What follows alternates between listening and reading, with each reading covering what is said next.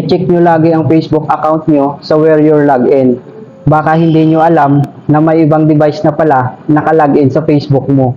Paano ba natin tanggalin ang device na nakalagin sa Facebook natin?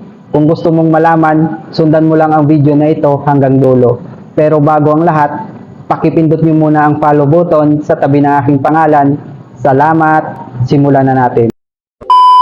Una, ibuksan nyo lang ang inyong Facebook application. And then kapag nasa Facebook na tayo, pindutin natin yung tatlong guhit na yan na makikita po sa upper right side ng ating cellphone. And then dito sa menu, pindutin lang natin itong gear icon settings para mapunta tayo sa settings and privacy ni Facebook. At dito naman sa settings and privacy ni Facebook, pindutin lang natin itong Meta Account Center.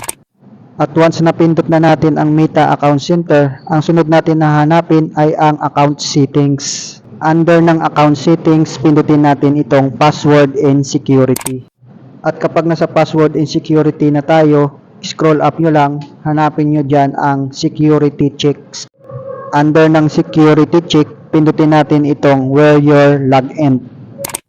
And then kapag nasa where you're logged in na tayo, pindutin natin itong Facebook profile account natin.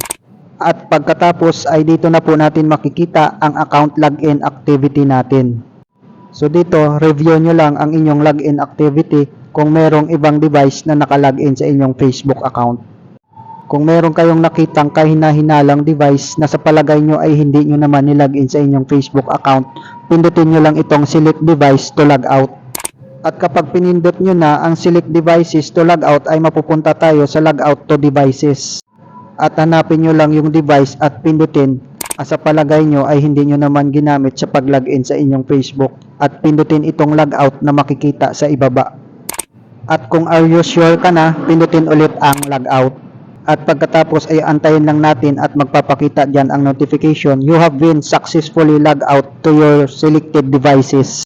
So ganun lang po kasimple at kadali kung paano po i-log out ang mga devices na nakalogin po sa ating Facebook account. Kung nagustuhan niyo po ang video, isang like, share at follow po ay masaya na ako at magkita-kita po tayo in my next video.